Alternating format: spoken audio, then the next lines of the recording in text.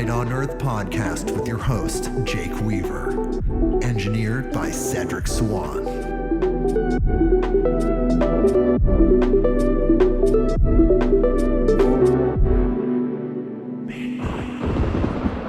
Hey everybody, we are back with another episode of Midnight on Earth.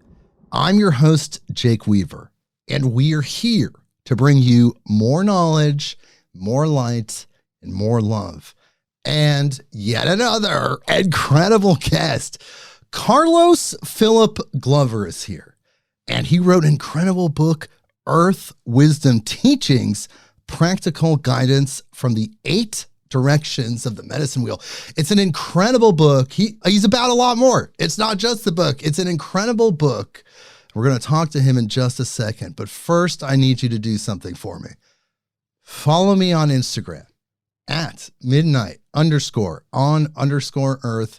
That is the address. You can follow me there. Spotify, Apple Podcasts, Google Podcasts, wherever you go to get your podcasts, click that button that connects us so you know exactly what is going on. And most importantly, tell a friend. Word of mouth, tell someone that you know that loves these type of podcasts. Bring them here, midnightonearth.com. Okay, we're about to talk to Carlos, but just like every guest, we read the bio. So here we go. Carlos Philip Glover has trained with teachers from different traditions for more than 40 years, among them Ihama Institute of New Mexico. He is co-leader with Wind Eagle of the Evocative Leadership Mastery in Spain and delivers the Vihoma Stand Tall program in Denmark.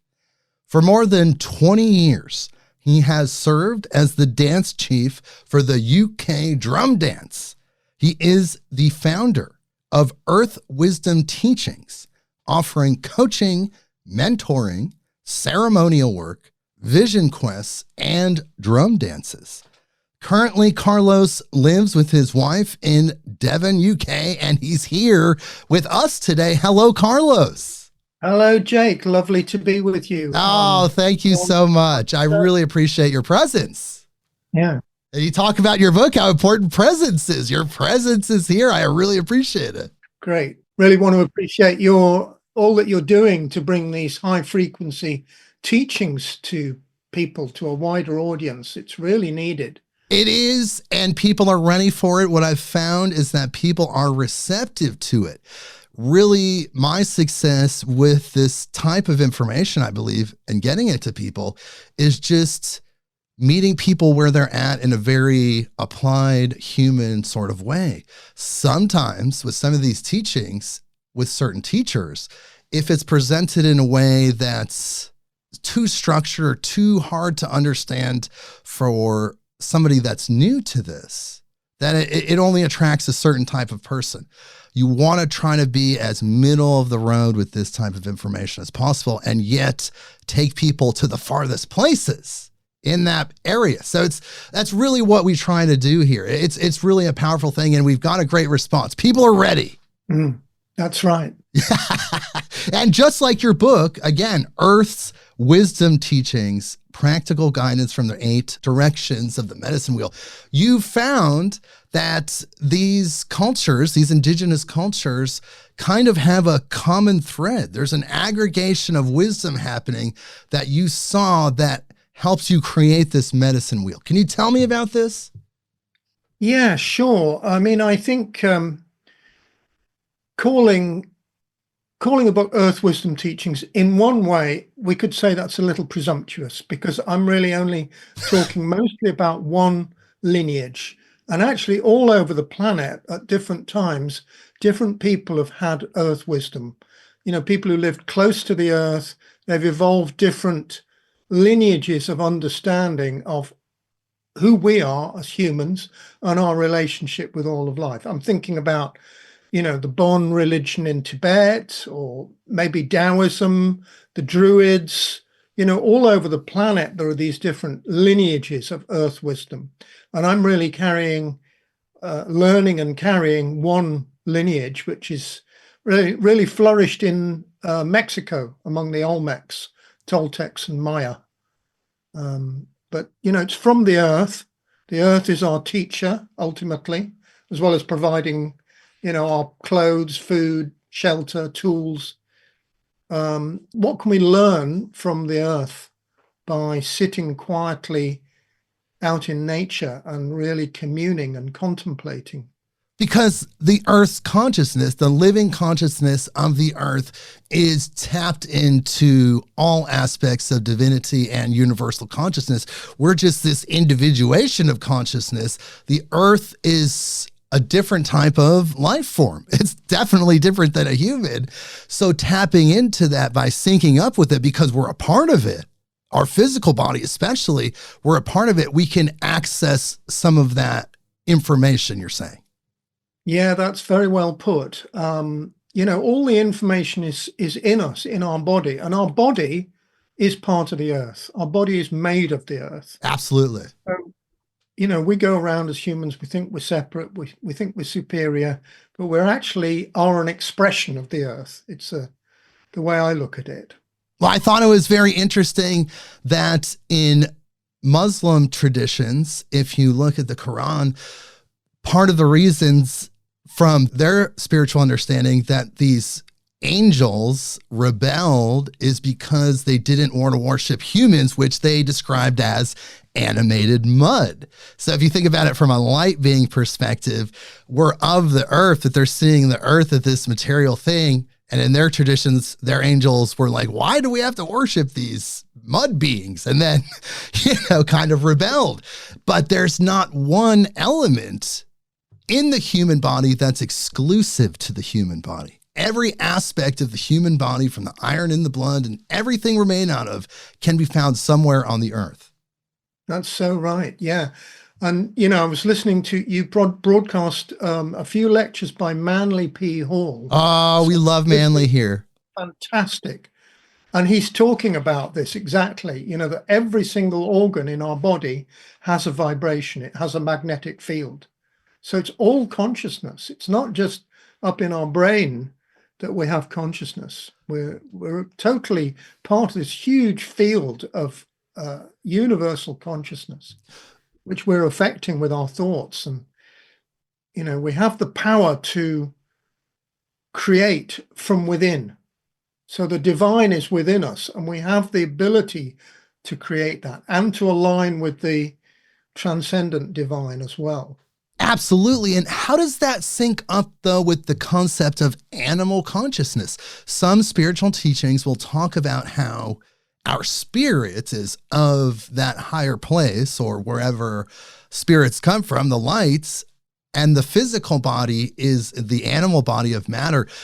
And there seems to be an idea that animal consciousness and this human light consciousness is somehow sharing the same space. And then with each organ having its own consciousness as well, how does that work when you're navigating so many different types of consciousness to exist in the third dimension? Great question. Well, the way I see it is that ultimately there's not really a hierarchy in the way I see things. We are part of consciousness. There's a oneness about consciousness, and we are an expression of that. The animals, in their different forms, they're different expressions of that. Also the plants, the rocks, the rivers, they're all expressions of this. So it's very tempting to think that we're above the animals, but we have a certain kind of consciousness that's different, but it's also something very similar. So I'm pointing to my heart. Listeners obviously can't see that, but as I speak about that, the animals they come from their heart. They have an instinctive knowing. Let's go and chase that food. I've just seen a dinner going past. I'll go and catch that. For us, we have heart knowing, and it's equivalent to that, but we can override our instincts. So we're a different vibration. Well, we have similar vibrations, but we also have something else. And part of our journey as humans is to really align all these different realms of consciousness within us, which is what the book is about, how to activate those. Right. And it's incredible because you put it in a structure of this medicine wheel, which you learned how to do.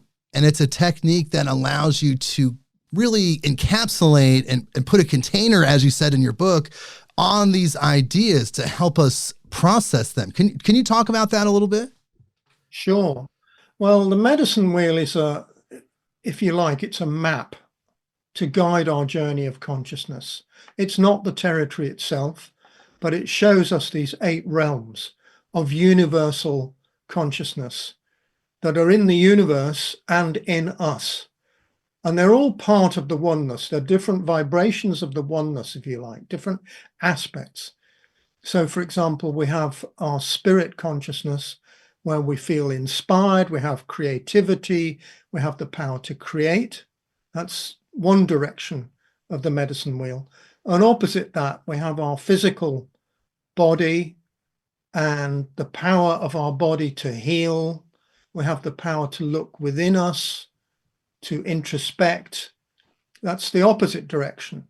And these two are working together. And then there are six other directions of the medicine wheel, which all work together. But by teasing them apart, by looking at these 8 different ones, we can see their relationship and see how the power of emotion, how does that fuel every part of my system? How do I get my emotions behind where I want to go? Or do I allow my emotions to hold me back? So is this then, as you're saying, some sort of way to identify some of our automatic behaviors or habitual behaviors and then reprogram ourselves? Because a lot of that habitual behavior is rooted in the animal mind. What do you think about that? Yeah, well, I think that's right. I think we need to be aware of our behaviors, our patterns, because everything that we do or think or say, it has an impact on the energy field around us. And the more conscious we are of how we're impacting the energy field around us, the more we're going to bring a life-affirming result from it. So everything's moving in the law of cause and effect, but what causes what effects am I causing? So if I'm unconscious about my patterns and what I'm thinking, then my effects are going to be unconscious. They may not be life-affirming. Or, if I'm more conscious of what I'm thinking, feeling, saying, doing, then I have a more expansive, a higher vibration of impact on the world around me. I can't not be having an impact, but am I conscious of it? Right, exactly. This is really understanding what you're putting out there energetically. People say thoughts are things. Really, it's just you're a part of this energetic soup. And as any scientist or spiritualist will say, there's no difference between energies. They're all connected. There's no breaking point. So that soup that we're contributing to is where we live, and we have to be putting out the best energy. But then that also is, again, leading itself to this idea that we have to conquer some aspects of our automatic behavior or instinctual behavior, because it's that type of behavior that we're trying to rise above: the anger, the frustration, retaliation. We're trying to take a higher perspective when those situations present themselves. Yeah, well, I agree with some of that. I think it's like these energies that you speak about, like anger and so on. It's not that they're, quote, bad in themselves, but how do I express them?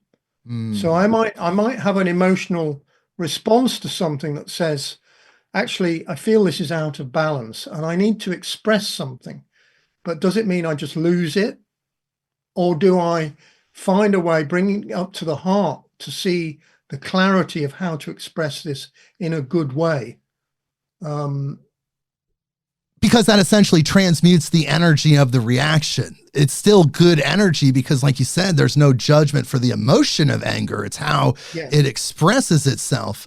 You talk about in your book, of course, responding versus reacting, but that soup, that energy that we put out, it's so important. And that's why personal development is so important, because that changes your frequency. And then if we're all doing that, then that greater energy sphere, whatever that is, starts to shift and change. Totally, totally. And it's a practice, shifting our vibration is an ongoing practice. Earlier today, I was doing a lot of things. I've got a lot going on at the moment with the book coming out. I've got book launches. I've got courses to run, a lot to prepare. And I was feeling the beginnings, just a whisper of overwhelm. So I stopped altogether and I just sat for 5 minutes, just took 10 deep breaths, dropped inside, and I remembered some of the beauty and the experiences that I've had that are beautiful, that are high vibrational experiences. And then I just took that in and shifted my whole energy. So that's a kind of energy practice that we can do when we're feeling overwhelmed or we're feeling reactive or whatever it is. We have the power to shift our energy. And I think it's an ongoing practice. It's not just about reaching enlightenment.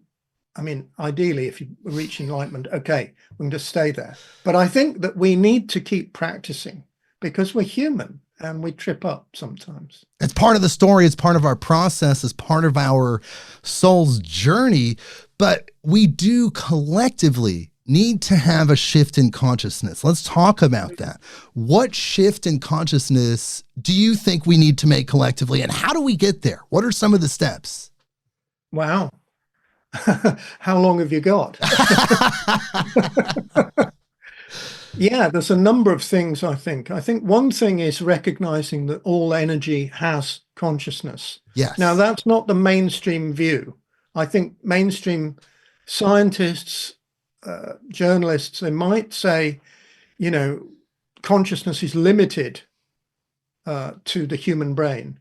But if you take the perspective that all energy has consciousness, so energy is consciousness, the two are together, then you start to see that we are living in this, if you like, an ocean of energy consciousness that we're affecting all the time. So then you start so that would be one thing. The other thing would be really practicing coming into the present moment, because for much of my life, my thinking was automatic. I just had thinking going on all the time. I was totally wrapped up in it, totally identified with it. And we need to become aware of what thoughts we're allowing through. We're much more than our thinking. But if we become more aware of it by coming into the present moment, and then we can catch thoughts that are not of a high vibration and let them go. So that would be, those two are starters. The first is to see that we are of the light. We're of the light of creation. Creation is within us. The second would be really coming into present moment, because from the present moment, we expand our awareness. There's more space inside us. We're less reactive. So that's a good start. Yes, I definitely think that's a solid foundation. It's a method of letting go of attachment. The now is, as many people say, the only thing that's real. The past is gone. The future doesn't exist. The only thing that's here is right this second. And I had a guest that talked about the power of awe, realizing in the now just how much energy it took and people and all of these things to create this one moment, and then blissing out, essentially sinking into the bliss of that understanding. The now is critical, and that's all that is. We're just creating as it goes. Totally. Yeah, well, if you can get into awe, that sounds fantastic. But I mean, there are times when we feel like we're not comfortable, but can we be at home with that? This is our present experience that we're having, whatever it is, whether it's awe or discomfort, or, we want to move to somewhere else, but can we actually be in the moment to experience it as fully as possible? And whatever it is, actually, with an emotion, there can be a tendency to want to push it away. But the more we push it, the more we allow it to be there, the easier, the quicker it changes. The sooner it'll shift. If we allow our present condition and our present experience, the easier it is for it to actually move on to something else. And it really takes putting the center of yourself in that place, the mind, because so many people, when you say the mind, or I should say a lot of people, instantly visualize the brain. It's not the brain that we're talking about. The mind exists outside of the brain, and the mind has the ability to identify these different energies and transmute them. Usually you can transmute them by using the polarity of that energy, sad to happy, things like that. But even identifying those energies are huge, because then you can decide how you want to have a relationship with those energies. It's really interesting. It's powerful. Yeah, absolutely right. Yeah, the mind is far more than the brain. And the brain is fantastic, but we also have the heart, the belly, the will center, the auric envelope, all these different energy centers in us that are kind of different aspects of mind, if you like. Right. They're coming together to create this one awareness. It's all these different information points. Some of them are in your conscious mind. Some of them are in your subconscious mind. And that subconscious information, of course, is just connected to the fabric of the universe, which is something you talk about in your book, how we have this ability to co-create our own reality. We are, as Max Planck said, the matrix of all matter. Our mind is the matrix of all matter. So if we can understand that as humans, that is part of our awareness raising, our ascension. It's just understanding that we have that power and then changing our world into something far better. Yeah, that's totally right, Jake. I love it. I love what you're saying there. Yeah, so it's really about raising our awareness and seeing these different vibrations.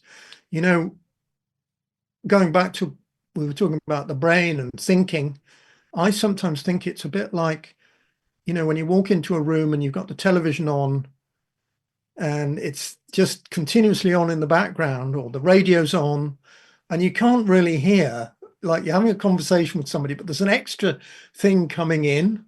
And like when you've got the brain continuously working away, it's really difficult to hear these other energy centers that are receiving and giving messages to the universe all the time. But we can't hear them unless we kind of tune down the activity of the thinking mind. And this is where meditation comes into play, right? Meditation. Yeah, meditation is good. I like to also take pauses during the day. So in the middle of something, I might just go into notice my breathing. Just notice, or take 3 conscious breaths in and out, in, out, in, out, just to have a little pause between activity. And that creates more space inside. More space, more awareness, higher awareness. We're more aware of how we're touching people, how they're touching us, how life is touching us. More aware of the mystery that surrounds us in each moment. It's all there. The information is always there. It's really just our awareness. When people talk about shifting consciousness, it really seems like it's the evolution of awareness, where we're able to expand our awareness farther out and process more information, which then adds to that multidimensional perspective. It's a time, as you say in your book, perhaps of global crisis, but could it also be global transformation? Like the opportunity is there for us to go farther, higher than we've ever gone before. Well, that's certainly what I'm holding. I feel like, this, if you look at steps of evolution, often they come when the organism, the species, is actually under pressure. And in a sense, we're under pressure at the moment. We've kind of generated it ourselves. We sure did. So I'm holding that we are evolving. And the more circles like this, like your program and the people I meet, I feel more and more people are coming on board with this. So it's really spreading. But it's not something that hits the news. You don't read about it in the newspaper very much, or it doesn't. You see the other stuff in there, but there's a deeper current of transformation, of evolution that is taking place. How long it will take, I don't know. Probably more than our lifetimes, at least, before this whole evolution into a new way for humans to be on this planet. But it'll be very much about relationship and also transcending polarities, not ignoring polarities, but somehow bringing the polarities together into complementary polarities rather than opposition, fighting each other. So seeing, okay, this person is different from me, but they have some part of the wholeness. And how do I open to that? How can I open to that and bring wholeness out of this situation? Yes, that's a higher vibrational perspective. That's all components of living in a way that's coming from love, because those things like conflict and those polarities that you talk about are really just rooted in that lower frequency behavior. If we look at our behavior as humans and look what we do collectively, we know what's high frequency behavior. It's quite obvious. And we know what's low frequency behavior. It's just our awareness expanding in such a way that we can evolve out of that. There's such an interconnectedness that's happening. Like you said, there's a rising tide of evolution. People are feeling what other people are experiencing all over the world in real time with the internet and things like that. So that in itself is giving people this understanding that, hey, we're all humans, we're all one, and we all pretty much have the same struggles, challenges, and goals. Look at these people suffering. That could be me. And I think that that's part of it. Yeah. And the thing is, these high vibrations are also infectious. Oh, yes. I think as an analogy, I think of, imagine if you're at the dentist waiting room, you're waiting to see the dentist, maybe your teeth are in pain. There's a load of people in there. We're all looking at our phones or just reading a magazine or something. And suddenly the Dalai Lama walks in, very high vibrations. And he probably wouldn't have to say anything, but it would probably lift the whole room. Suddenly people would start feeling, I feel okay about this. You know what I mean? Right. So I think the more people who are stepping into this and the more we can bring ourselves back into the higher frequencies or more expanded consciousness, then the more that's going to spread throughout the planet. Well, it is infectious because honestly, it's rooted in truth. That's absolute universal truth, that is the correct path. It's the loving path. If you were a being whose DNA was programmed for survival and you had access to information from all dimensions, maybe not consciously, but subconsciously, your DNA knows that the path of light, love, and consciousness is the best choice for survival. So hopefully there's something in all of us that's saying, hey, if we want to do this, if we want to survive as humans, we got to go this way. That's right. Well, it's also a happier way. We have to look at happiness too. We kind of get taught as children, often we're taught, okay, if you have more money, if you're more famous, if you have more toys, if you have more sweets, if you have more of this, more of that, you'll be happy. But it doesn't really work like that, because you have to generate the happiness from within. So I think these vibrations of expanded consciousness, they are naturally going to make us happier overall. I mean, we have Absolutely. And as ups we and downs. tap into the infinite, we will also realize that everything is infinite. And these things that we use, these material things that come from non-renewable resources, could be made out of things that are completely renewable, and perhaps we'll have the technology to turn energy into matter at some point. But that is if we raise our consciousness, because mining the earth for minerals, yes, it's providing and it's got us to this point, but now we have the intelligence to move past it. So we have to get that technology through inspiration, apply it to our third dimensional selves, and then heal our relationship with the earth. What do you think about that, Carlos? Oh, totally. Yeah, I think we're at that point. And, you know, the old technologies are sort of gripping on, but we do need those new ones. And I think they're going to be more spiritual technology, the technology of consciousness. We think technology is all out there with machinery and so on. But I sometimes think that maybe we get a bit too sucked into those physical technologies and forget about the more subtle ones that we have within us. Yes, exactly. I mean, if you think about the human power to take an idea and turn it into something tangible in the third dimension, that in itself is magical. There's a miracle creative force behind that. We can work in that dimension and create literally any world that we want. And then we're out there with this technology. But it almost seems like there's some sort of gatekeeping, some sort of divine gatekeeping, meaning that you can't access those higher technologies through inspiration until you raise your vibration to a certain point. Mm-hmm. And then perhaps, and so many people have theorized that some of these technological leaps that we've achieved as humans were not technically supposed to happen because they were given to us by extraterrestrial entities and other strange situations. It's all very strange. Yeah, it's very mysterious. Absolutely. I think we need to get into that higher. I think people need a certain kind of training. You know, like I couldn't write a symphony because I haven't trained musically.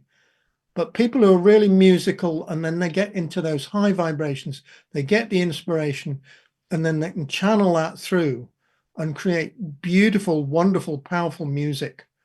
So I think people have different training or experience that enables them to access inspiration and take it through that channel. We're all different like that. But definitely there's something about doing it not just for little me. We need to also see the benefit for other people. And that way we're also aligning with the universe so we can co-create with it. Yes, it's that service mindset. Being in that frequency will then, of course, resonate with those higher frequencies. And then you're downloading magical things that could be advancing humans, just like dreams. You talked about in your book how so many advancements came through dreams for humanity. Right. Yeah, it's really amazing. Our dream life is so inspiring and weird. I mean, you know, we really do get some weird dreams, but there's a connection there, often a connection with different levels, different realms of reality through our dream life. Some of it's lower level, or different levels, really. I dreamt of my grandmother the other night. I don't usually dream of that grandmother, but it was very empowering to feel that connection with her. Because you know it was real, and she's over in that place sending energy into that dream dimension and appearing as herself. Yeah, that's right. Yeah, I felt very connected with my ancestors through that dream. Yeah. What do you think about this, Carlos? I want to understand this. So you pointed out a couple of instances in your book where people were focusing on trying to have a breakthrough of understanding. They couldn't figuring out this certain problem, whether it was the needle or something. And then they have some strange dream that doesn't seem to make sense. But then within that dream, the answer presents itself, such as like the needle, the hole was in the needle. So this is what I want to understand. Where does that information for the question go? Who's processing that information to then present the answer through the dream world and symbols? What's going on there? Gosh, I love that question. And I want to know the answer too. Well, I could have a go. It could be that we are far more than our conscious mind. You know, the little ones who are sitting here having this conversation, you know, that's great, you and me, but we're actually far bigger. So there's part of us that actually exists in the night dream. So that night dreaming self has a lot more information, and it's sending us information through the dreams, through the night dreams. And in my understanding, they're actually coming through our body mind. So our body mind is continuously picking up these signals from the universe, all these interrelated systems of our body and our organs that are working. So in waking consciousness, we're not really tuning into our body mind. But when our brain mind is asleep, then the body mind starts to send these bits of information through to us. But it's the deeper you go into dreaming, night dreaming, you have to realize that there is a dream maker who's kind of almost way beyond our conscious comprehension, who that is. And you could say that's us, the bigger me, not the little me. The big I is sending those dreams, sending that information. The higher self. The higher self, yeah. Or, you know, in our teachings, we talk about the sacred human, which is the one of us that is really conscious of our impact on life around us, really aware. So we need to work to be conscious humans, sacred humans. Then from that, we can begin to access our higher self. And then beyond the higher self, there's a level of consciousness when we realize we are the collective consciousness, all humans. That's us. And then beyond that, there's another level where we say we are actually the divine, the great spirit. And we are all these on different levels. Well, I think that's living from a multidimensional perspective as well, when you're able to process information from those different levels and use that to aggregate how you react to things. Because we can access all of those points through different methods, right? Yeah, we can. It's a journey of opening up, but they're all there, whether we're conscious of them or not. And that goes for all humans. I mean, even people you see on the street or you hear about who don't seem very conscious, but they have that in potential. Even if they're not consciously accessing those levels, they're very high levels of consciousness, and they're in potential for all of us. And we need to open that. I think a very powerful way is to see that actually everybody has those potential. You know, I was talking to a woman at I went to give a talk at a conference, and I was talking about how what we give out, you know, holding a high attitude to other people, we get better response from them. Go into a restaurant, think this is a really great restaurant, you get better service, you get better food, you enjoy it more. So the next day she came back to me, she stopped me in the corridor. She said, I did exactly what you said. I was speeding. Cops pulled me over to the side of the road. And she said, usually I just hate them.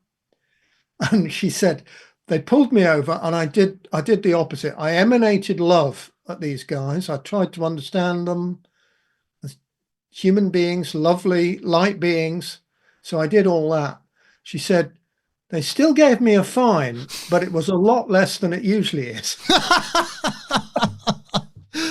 Oh, that's hilarious. Well, it really is about how we influence our surroundings. We often forget just how much of our being is electromagnetic. We truly are broadcasting frequencies. Some of them are measurable and you can make visualizations of them. But truly we are in this sphere of energy and we're influencing each other, which is why people do say, be careful who you spend the most amount of your time with. Make sure they're all high vibrational people working on goals, because you could get drugged down energetically if you're not paying attention. Yeah, that's right. Well, we need to pay attention, and we do need to move with people who are in lower vibrational states. As long as we're maintaining our own as best we can, then we can influence the field around us. So it's one thing in my training is to see, am I at cause? Am I affecting the field around me, or is the field affecting me? Of course, it's a bit of both. But, you know, can I raise everybody up if I'm sitting on a plane or a bus or in traffic, or I'm out in the city somewhere? You know, can I help to raise the vibration just with my thinking? And do you feel like, Carlos, that that's like flexing a muscle, like going to the gym, that at first holding that frequency may take a lot of mind power, a lot of awareness of mind power and utilizing it. But then as you keep that habit up, it becomes automatic and then you're just there? Yeah, well, it is. It's a practice. And we need to, I think it can be like you do it for a while, then you need to go somewhere and recharge. You need to drop in, like I said earlier, taking a little time to just drop inside myself, remember and recharge with my inner, recharge the batteries by remembering high vibrational moments and recharging like that. Right. And but that's it's where a the energy practice. comes from, because the energy is infinite. You're able to tap into that. And that's how you can keep, again, like you said, recharging yourself as you go through this practice. That's right. You know, I was with a group recently, and I said, we've been talking about all these practices. And I said, you know, doing this practice, it's like playing golf. And they all laughed. I said, well, you know, I wanted them to laugh, but, you know, what I meant was you hit the ball in golf, you're consciously trying to improve your game, but, you know, you can hit the ball and it ends in a bunker, a sand bunker. So then you have to choose your stick, you know, what you're going to get it out with. And you choose your method, you choose your tool. So we all get into sand bunkers at times, but how do we get back out onto the green? And it's our practice. So it's a practice managing, working with our consciousness to bring it and expand these vibrations. Sometimes we need to be a bit more contracted. You know, if our relatives have just died, then it's natural to go through grief. And it wouldn't be healthy not to feel the loss as humans. But, you know, then, you know, to allow these different spaces that we're moving in different ways. I totally agree. And also, those experiences, those situations, one way to look at them is like a test. Let's say this was all an illusion and there's just you and source, and your job is to develop yourself, raise your vibration, and every situation that presents itself, no matter how minuscule and how minutia it may seem, is actually a test to make sure that you're going to make the right choice. Everything's an integrity test. What do you think about that?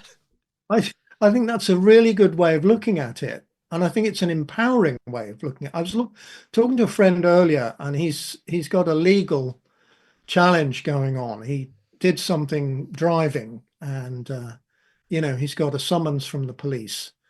And he said, I don't know why and I said, well, you could look at it that you co-created this, so you could empower yourself in some way. That the bigger picture, if you hold that idea that this isn't just an accident, this is a learning, it's an exercise. You're being given, the universe is giving you an exercise. So how can I, if I get one of these challenging situations, okay, I'm in an exercise. How can I meet this in a good way? And actually, even just having that idea can affect the outcome, no matter what you do about it, but just having a different attitude to it, rather than thinking, oh, there you are, I'm always the one who gets it. They're out to get me. I'm a victim. Shift that and say, well, on some level, I co-created this so I could learn something and grow. Right. You have to find the good in those situations. And then you're expanding even in the worst situations. Like you said, if you bring the right energy to it, it influences everything. It alchemizes the situation, hopefully towards your goal, but at least a better situation. That's right. And in your book, one point you really focus on, which I think is amazing, is how important it is to find your purpose. You talk about developing yourself. In fact, you talk about a lot of really good things as you get through the book and relate so many personal stories and great insights. And then you really hone in on getting people to understand how important it is to find your purpose and develop it. Now, I want to tell you this formula that I came up with, and tell me what you think about this, because I think this really works for people. Talent plus service equals purpose. So essentially, you discover your talents, you find out what you do that you love, that's authentic to your being. And then you make your talent your service. So you're out there, you're working, utilizing those talents. Perhaps there's some sort of monetary gain, but that's not the point. The point is the service. And then it turns out when you're living in that way, that's your purpose. What do you think about that? Yeah, no, I think that's spot on, really, because, we have a gift that nobody else can bring. We're all unique. Each one of us is unique and brings a unique vibration. So what is my particular gift in this moment? And how can I give it, as you say, in service? It may be that I can't see how it's going to help other people. Or maybe it's just in my being. Maybe I don't have to do anything, but just in the way I am being, that is some kind of a gift. So I think that, and one other thing about it can help to really take time to listen deep to the spirit voice inside of us. It's like an underground river that's flowing through us, and we need to take time sometimes to really listen deeply. Am I really giving my gift as deeply as I could? Could be that we're giving at this level, at a surface level, but there's something we're here to bring. And it might, as I say, it might not be something that I'm really doing. It might be just in being who I am. Yes. It's also a gift. Yes. And because, like you said in your book, we are here to awaken consciousness, and each one of us has a role to play. This is what I love, because it doesn't matter your station in life, like where you are, your job, or whatever you have in the earth situation. From a spiritual perspective, you're playing just as vital a role as anyone else in moving human consciousness forward. Totally. I really believe, and it's good to open to everyone, whoever they are, even if they're a beggar on the street, teaching for you. Yes, exactly. Because like we were saying earlier, it could just all be an illusion. There could be some aspect of you that needs to learn from that person, because we're all light beings. Like you said, we're all light beings, and that makes us all equal. And it doesn't matter if our age is high or low or wherever we're from, however we show up as humans, that light being aspect is the uniting principle. It is what unites all humans and actually all life. Yeah. We're in this together. We are a collective being on this planet. All 10 billion, however many it is of us, we are a collective field of consciousness. And as each one of us awakens, we're helping to shift the whole field. Absolutely. And I loved how you talked about Gandhi's story. And so many people say, one person can change the world, but I actually love what you pointed out in your book, in which you say one thought can change the world. And that is so huge, because a certain thought expressed a certain way can have a domino effect that keeps expanding, a snowball effect that then changes that collective consciousness. One thought. Yeah. Amazing, isn't it? It's mind-blowing.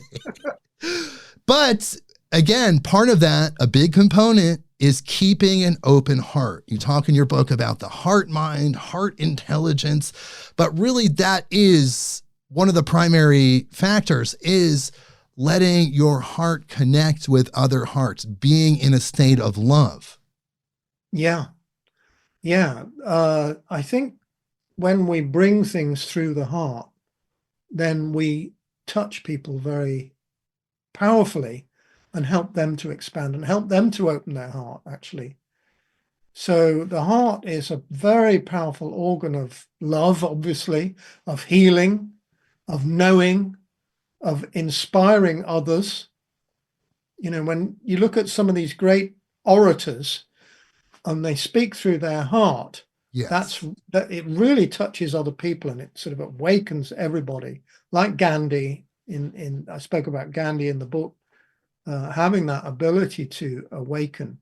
And, you know, the way he spoke to the British, there was no hate, and he was just generating with all his supporters as well. He wasn't on his own, but, you know, this kind of force field of love. Nothing can resist that. Nothing can resist the field of love. And how could it? We're all made out of love. Everything's made out of love. I mean, the whole thing is love. Yeah, totally. But we forget this. But some people will say that that is part of the human story, that our totally forgetting, the amnesia, the reawakening, the reintegration of the divinity and the 5D experience, that's all part of our story. Do you believe that?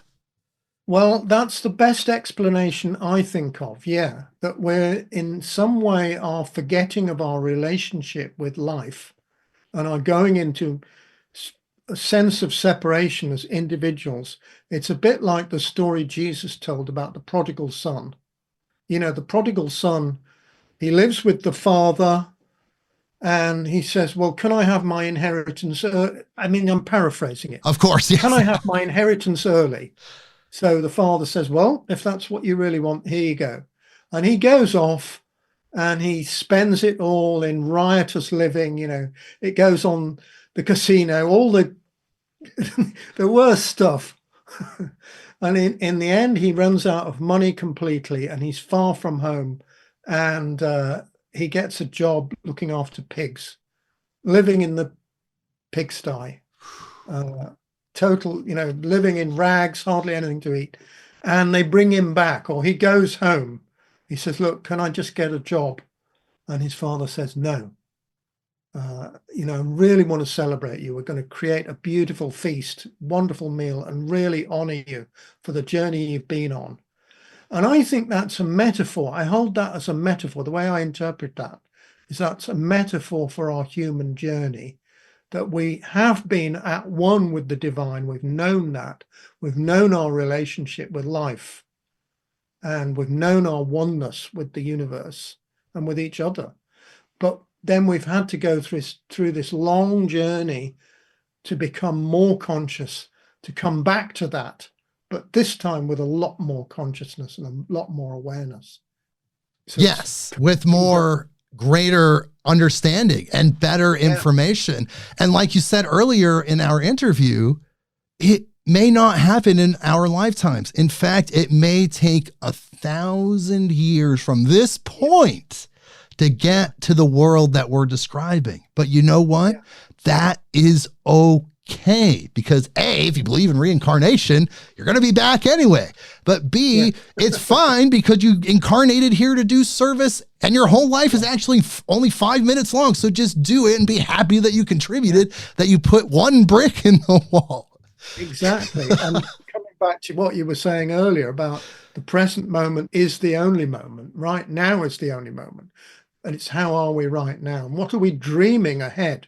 Because our thoughts now are influencing what comes back to us. So holding the dream of this beautiful earth in harmony and restoring nature and the clean waters and clean air, we're bringing that dream forward. We have to hold those images, and they are coming to us. Yes, because at some point in the future. Tell me if you believe this. Some people will say that you can program the subconscious mind by impressing images on this. You talk about doing dream training. Is this daydream training where you can impress ideas on the subconscious mind in that in-between state between sleep and being awake? Is that a true technique? Is that what you're talking about? Not necessarily. Well, I'm thinking when you ask that question, I'm thinking about the hypnagogic and hypnopompic states between sleep and awake. So, yeah, I think there's something very powerful about those threshold times and carrying our intention into those.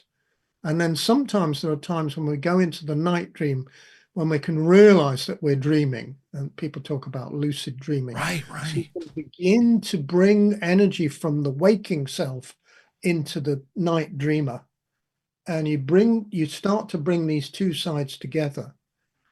But in terms of holding those images and dreams of the world we want to see, I think we can do that in waking consciousness too.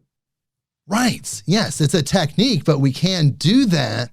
But that could be a method to help us just see this place.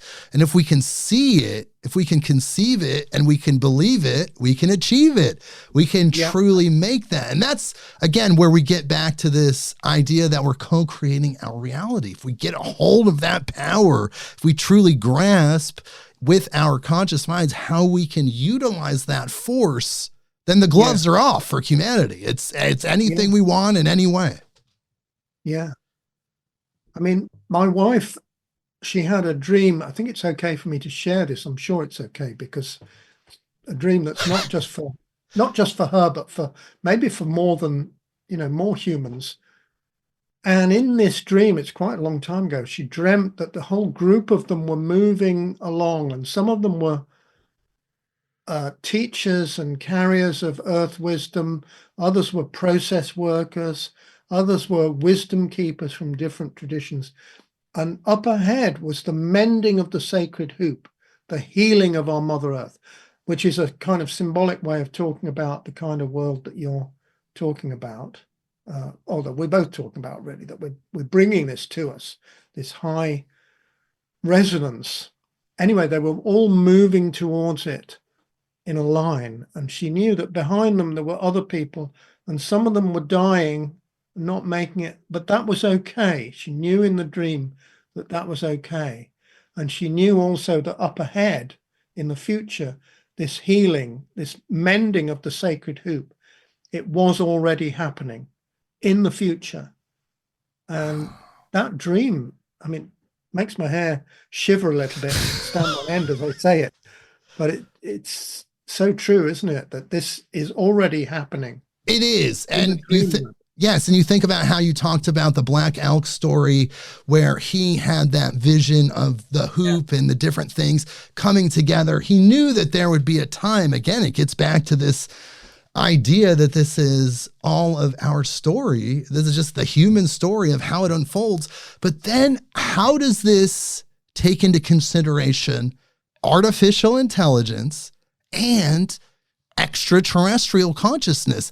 Now, there are extra dimensionals. People talk about aliens and the other beings that you can interface with, but I have a strong feeling that they're going to show up in a material sense here sometime soon. So how will that affect all of this when artificial intelligence gains self-awareness, and then we're also interfacing with true extraterrestrial consciousness? Yeah, well, this is a really interesting question. And I think what we need to hold in mind that we still have to do our own work. We need to develop ourselves as best we can to meet the artificial intelligence, meet the extraterrestrials as they come. So I don't think we can just sit back and wait for that to happen. I think we need to take responsibility for our growth and journey. Yes, that's so beautiful, because people talk about galactic consciousness. People say, well, when the extraterrestrials show themselves, it's going to activate the human consciousness in such a way that we're now understanding that there are beings and life outside of this solar system, and now we're into galactic consciousness. But I think what you're saying is, let's get to that higher galactic consciousness first, and then they'll meet us at the frequency that we're at, which is that frequency. Or maybe we'll be able to see them. Maybe they're already here. Oh. We need to raise our vibration to the point where we can actually see them. So many people say that. I think I tend to agree. It's probably all of the above. There's probably such a plethora of life in all dimensions. As soon as we expand ourselves, we're going to be probably pretty blown away. Yeah, probably will be. Yeah, that's right. But in the end, regardless of all of these beings out there and our own personal development, it's really just about that return to oneness. We're just trying to get back to being one human family, having one beautiful relationship with our planet, with the solar system, with the divine. That seems to be where we're moving towards, what we're trying to accomplish. Yeah. Yeah, that's right. And I think we need to do it step by step and take care of the little things as we go along, how we're living each moment and how we're caring for the earth around us, the plants, the animals, the ecology. How can we restore that? I think that's a huge thing as well, because again, like we were saying earlier, plants have a form of consciousness that is not higher or lower, it's adjacent. The animal consciousness we talked about is not higher or lower, it's adjacent. And we're sharing this place with those other consciousnesses. And when we raise our awareness enough to develop that deep respect, then again, that's part of that harmonious experience we're striving for. Yeah. And even the minerals. Even the minerals, yes. Have a consciousness of a kind, very different from ours. Yes, maybe look, I have these beautiful crystals here. You've got all those crystals there, exactly. Yeah. So they have a different kind of a consciousness that's it's a bit like water, isn't it? You get water that's flowing, but you get also water as ice that's hard and solid. And then you get some water that's steam. So you get different forms of consciousness. And the minerals are evolving as we evolve. They're also evolving with life. They're evolving faster on this planet than on other planets at the moment. Really? And is that because of just the quickening of human consciousness's development, that it's pushing faster at an exponential rate? Why is that? Well, it's partly, at the moment, it's also interactions with humans, because we're changing minerals, we're creating new minerals, we're using different minerals, but also life has always on this planet. If you think about the ancient seas that were full of little sea creatures with shells, and then when they died, you got layer upon layer of these seashells that gradually turned into rock, like chalky, not carboniferous, but there's white limestone. They're all from ancient sea creatures. So that's a way that life, not just human life, but other life forms have been interacting with minerals on this planet and evolving the mineral kingdom. Wow, because they actually become integrated into the minerals themselves. Yeah. Whoa, that's huge. I've never thought of that. I've actually had a guest on recently, Dr. Alex Ling, that talked about water consciousness. He's done studies to prove that water has consciousness in itself. Yeah. That was very interesting. I heard the beginning of that podcast. I need to listen to the rest of it. But water has consciousness of different kinds. Wow. It has memory. It does. Just like all of us. Well, that's the thing. All matter, all energy does have some form of memory. That's how we're able to resonate in a certain way. Yeah. Yeah. Wow. Carlos, this has been an incredible interview. My God. We could go on for a long time, but I know we have a little time slot here. We have a scheduled time, but I want to tell people where to find you. If you're listening to this and you love this, as you should, go to carlosphilipglover.com, 1L. You can go there, check out his website.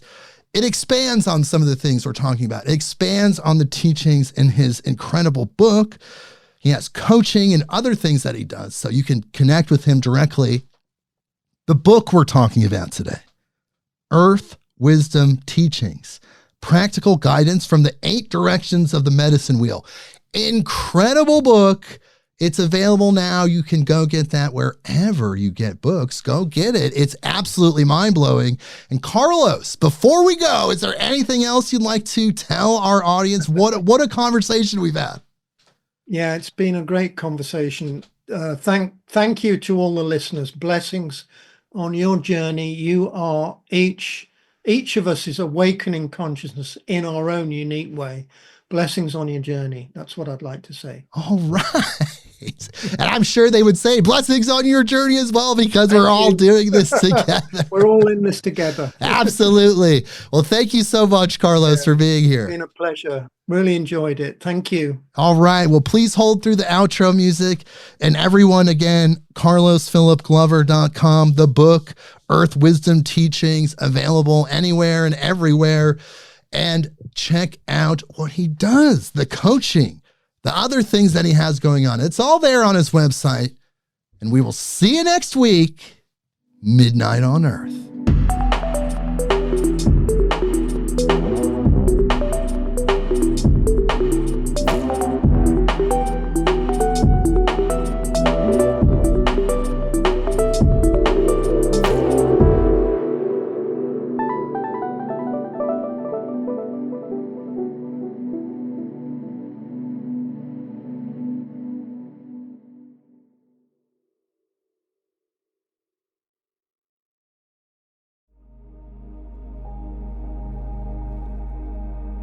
Hello, everyone.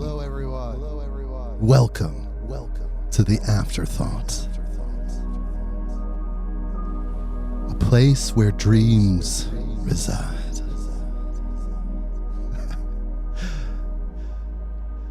This is the final Afterthought attached to the final episode, Midnight on Earth, for the year 2024. What a miracle that we're here, that we get to be alive in this dimension, processing information, emotional information, physical information, sensual information, spiritual information, from the vantage point of the individuation of consciousness that you are. What a dream. Thank you all for being listeners this year. Wow. We've experienced explosive growth. Every year, there's more growth. It's exponential growth. It's growth on top of growth. Good growth. I'm very thankful. I'm very grateful for that. Thank you specifically that's listening. Thank you for listening. Thank you.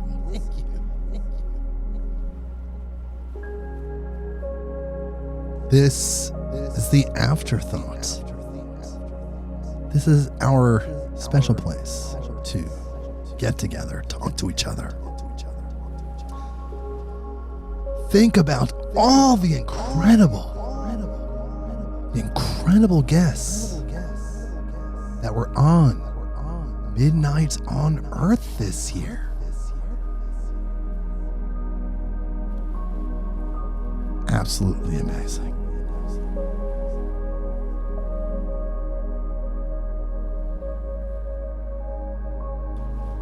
Legends. Dreamers.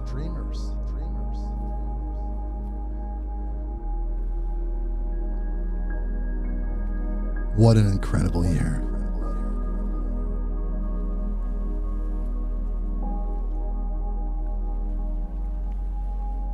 It wouldn't have happened without you listening. and you telling your friends, telling everyone that's in your sphere about this incredible podcast. There's nothing else like it. There can't be. How could there be?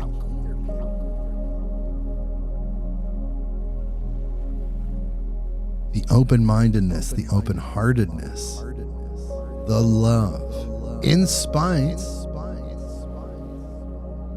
of the division that's found in the world.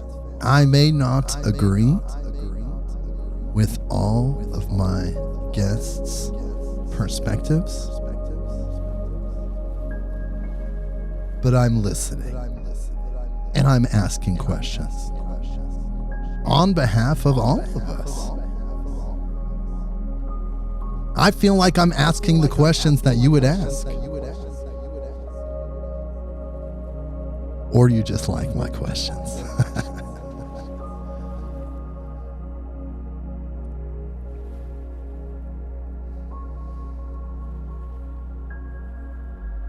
An absolutely astounding, incredible year. Thank you for listening. Thank you for being a part of the Midnight on Earth family, the community, this energy, this frequency.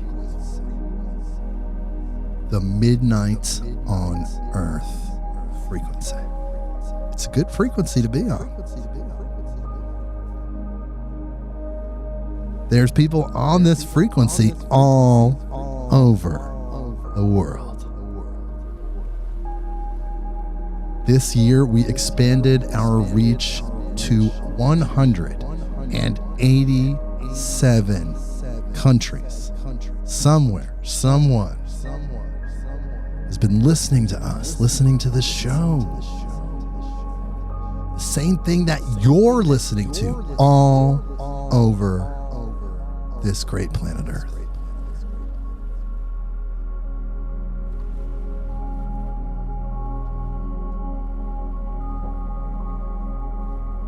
Let's keep moving forward as we move in to the year 2025.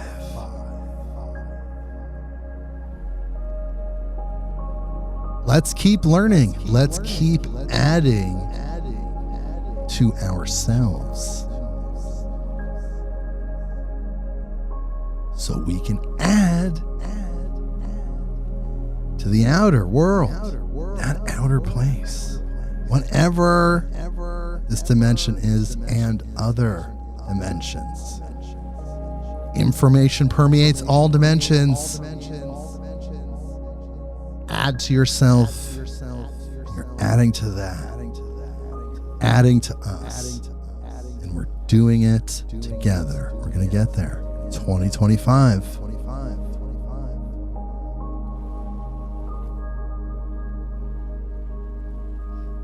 2025, the year we all come alive, and more. Ascension activation. Humanity.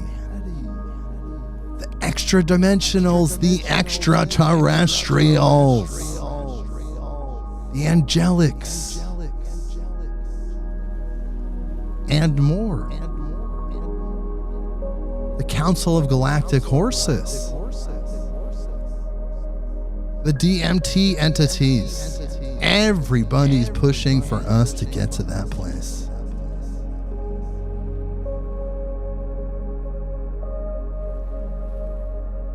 And we're going to get there.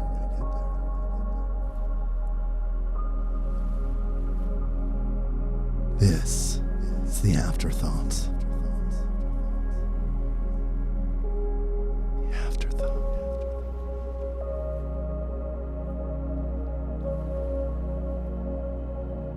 As we close 2024 and move into 2025, remember everything that you've learned this year. Not just from me, but from life itself.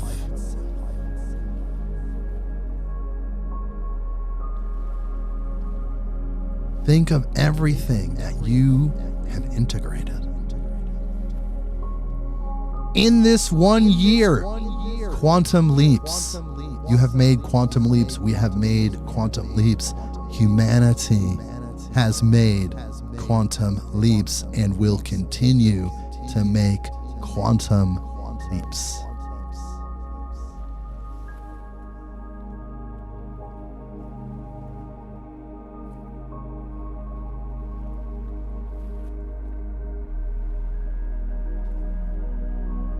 There's nothing stopping us from creating the world that we know is our destiny.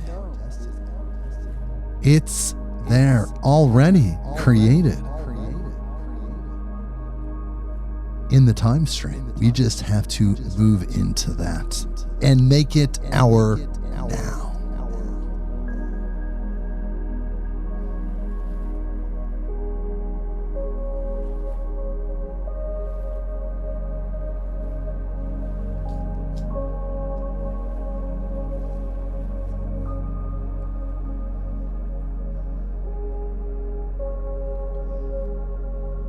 So much assistance, so much help, plant spirits, everyone. We're all one. And there's nothing new under the sun or any sun in the multiverse.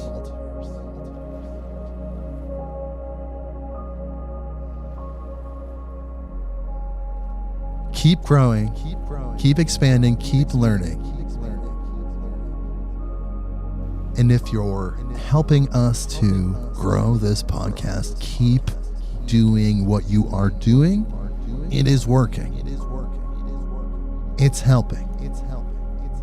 It's causing new people every day from around the world to interface with this place and the information that we provide. The guests that we make space for. We allow a conduit to be created for their energy to be funneled directly to you. And you can decide what you'd like to do with it. Maybe you don't resonate with it. That's okay. There's other things you will resonate with. We're here for everyone. An open heart, an open mind, an open soul, knowing that the only pathway to 5D, the only pathway to love, the only pathway is unity.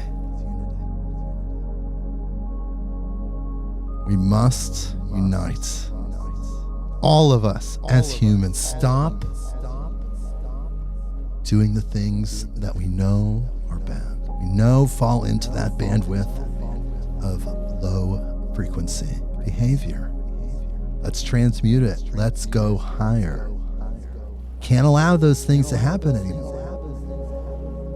They're not compatible with the new Earth frequency.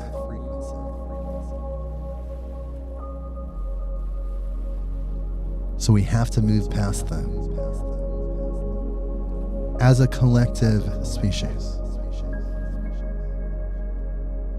Those things may no longer take place in this dimension or any dimension that humanity interfaces with. Our dimension is ascension, and it's our time.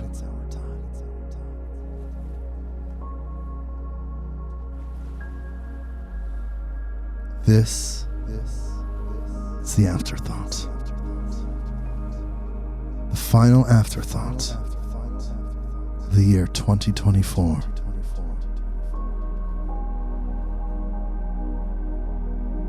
Couldn't ask for a better audience. I can only ask for the light, the love, the information to reach more people, to go farther, activate them, activate humanity, activate the universe.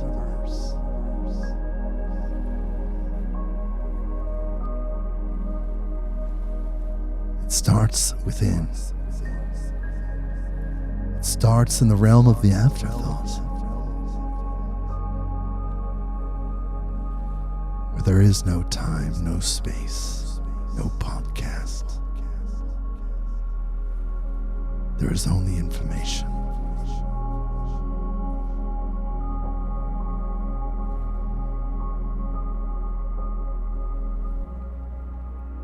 The midnight on Earth frequency will continue through time.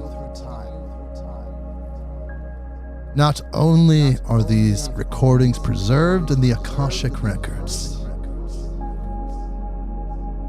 preserved in our DNA as the activating codes which move forward our collective evolution.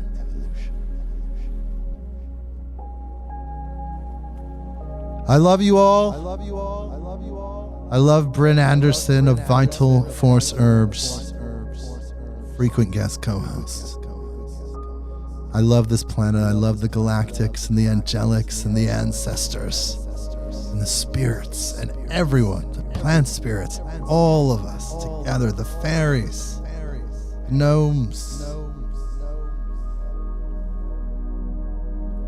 It is our time. The time for love to reign.